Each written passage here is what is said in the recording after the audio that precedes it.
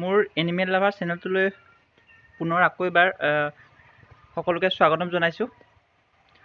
আজি বৰ্তমান এতিয়া 3টা বাজিছে আৰু এতিয়া মই গৈ আছোঁ মোৰ ঘৰৰ ওচৰতে থকা পৃথিৱীৰ ভিতৰত সৰ্ববৃহৎ লিংগকাৰ শিৱ মন্দিৰ, য'ত এতিয়া মহামৃত্যুঞ্জয় যজ্ঞ চলি আছে।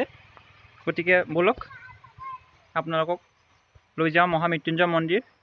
মোৰ ঘৰৰ পৰা প্ৰায় 3-4 কিলোমিটাৰমান গ'লেই মহামৃত্যুঞ্জয় মন্দিৰ পোৱা যায়। গতিকে ব'লক। আহি এতিয়া পাই গৈছোঁহি মূল প্ৰৱেশদ্বাৰ 37 নং হাইৱেৰ কাষত থকা মূল প্ৰৱেশদ্বাৰ। এইখন সন্মুখত আপোনালোকে চাব পাৰে। ইয়াত দি সোমাই গ'লে মৃত্যুঞ্জয় মন্দিৰ পোৱা যাব। যিহেতু মোৰ ঘৰৰ ওচৰতে, সেইবাবে আমাৰ বেছি সময় নালাগিল।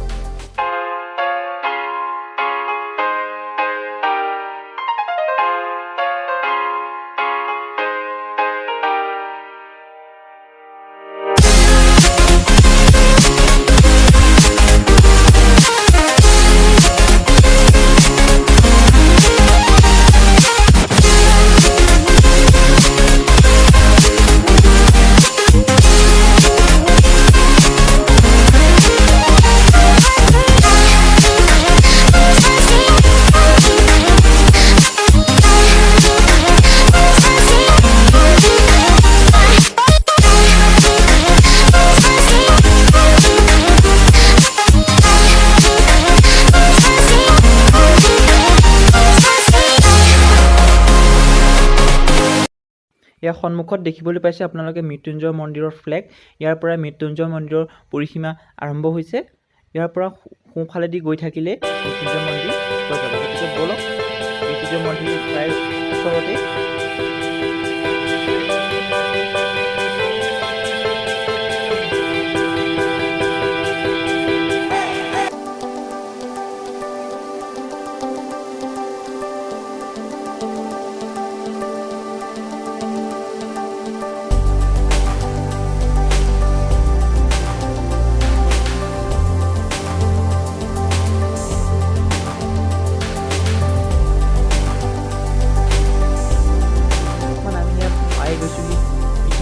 সৰ্ববৃহৎ লিংগকায় শিৱ মন্দিৰ মহামৃত্যুঞ্জয়। এয়া মোৰ সন্মুখত বাওঁফালে আপোনালোকে চাব পাৰে নিৰ্মীয়মান অৱস্থাত থকা লিংগকায় শিৱ মন্দিৰ, পৃথিৱীৰ ভিতৰতে সৰ্ববৃহৎ শিৱলিংগৰ মন্দিৰ। প্ৰিয় বন্ধুসকল, আমি এতিয়া বৰ্তমান উপস্থিত হৈছোঁহি পৃথিৱীৰ ভিতৰত সৰ্ববৃহৎ লিংগকায় শিৱ মন্দিৰ মহামৃত্যুঞ্জয়, নগাঁও জিলাৰ ভেৰভেৰিত অৱস্থিত।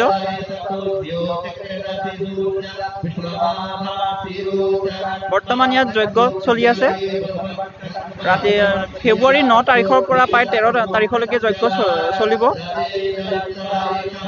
প্ৰায় পৃথিৱীৰ ভিতৰতে সৰ্ববৃহৎ শিৱলিংগকায় এইটো মন্দিৰ। গতিকে ব'লক আপোনালোকক ভিতৰ ভাগ দেখুৱাবলৈ চেষ্টা কৰিম, লগতে কিছু তথ্যও আমি জানিবলৈ চেষ্টা কৰিম।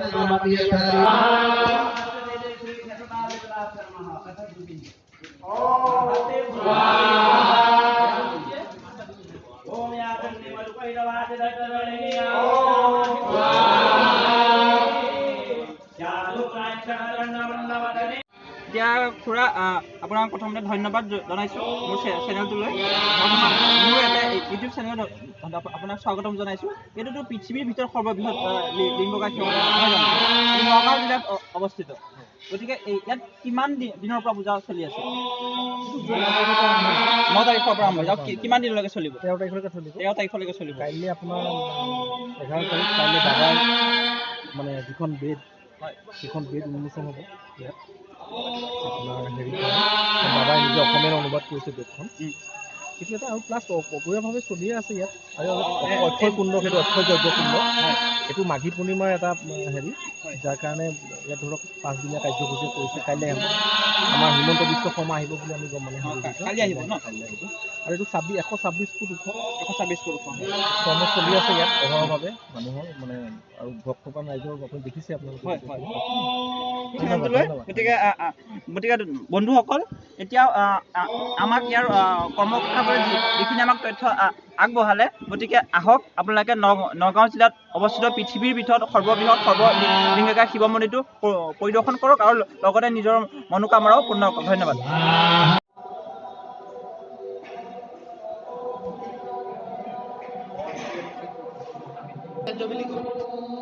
এই স্থানতে শুক্ৰাচাৰ্যই বহু হাজাৰ বছৰ আগতেই মহামৃত্যুঞ্জয় মন্দিৰৰ লিংগ স্থাপন কৰিছিল আৰু এই স্থানতে বৰ্তমান মৃত্যুঞ্জয় মন্দিৰ স্থাপন কৰা হৈছে।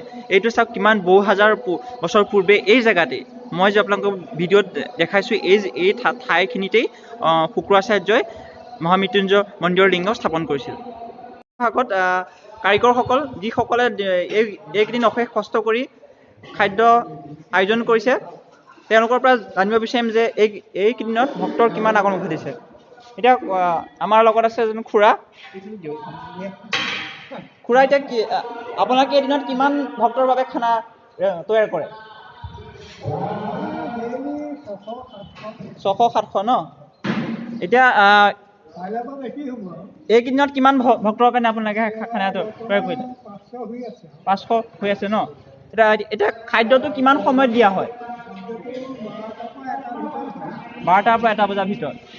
বাকী ৰাতি খাদ্য দিয়া নহয় নেকি? ৰাতি দিয়া হয়, ভাত দিয়া হয়। ভাত দিয়া হয়। দিনত ভোগৰ ব্যৱস্থা কৰা হয় ন?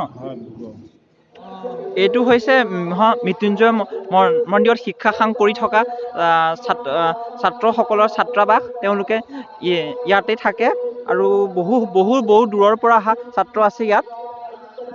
থকা এইটোৱে হৈছে পৃথিৱীৰ ভিতৰত সৰ্ববৃহৎ প্ৰায় লিংগাকায় শিৱলিংগ। আপোনালোকে চাব পাৰে পৃথিৱীৰ ভিতৰত একেবাৰে সৰ্ববৃহৎ, পৃথিৱীৰ ভিতৰত মৃত্যুঞ্জয় মন্দিৰ, আৰু এইটোৱে হৈছে পৃথিৱীৰ ভিতৰত সৰ্ববৃহৎ, প্ৰায় 126 ফুট ওখ।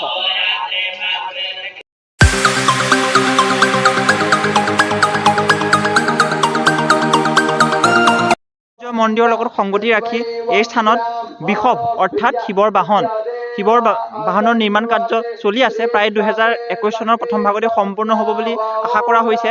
আৰু এই স্থানতে ভৃগু মহাৰাজৰ সাধনাত সম্ভৱ হৈ পৰিছিল বিশ্বৰ সৰ্ববৃহৎ লিংগাকাৰ শ্ৰী শ্ৰী মহামৃত্যুঞ্জয় মন্দিৰৰ নিৰ্মাণ কাৰ্য। আৰু ই ব্ৰহ্মাণ্ডত এক নতুন ঘটনাৰ সংযোজন। আৰু এই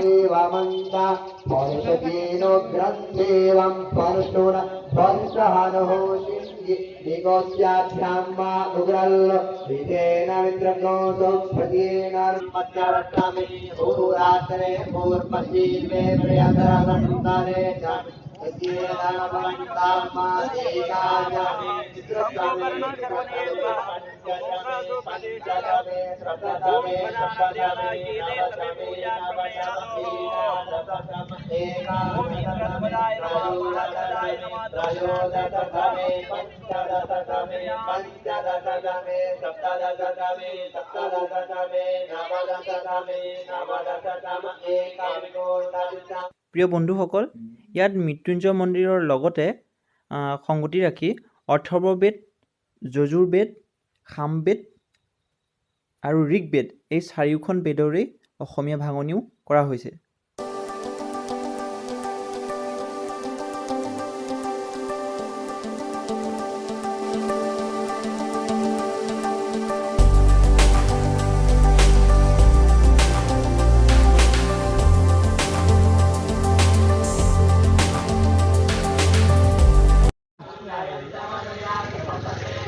গৰম গৰম জেলেপি খাই আছোঁ আমি। মজা। ময়ো এখন খাই লওঁ ৰ'ব।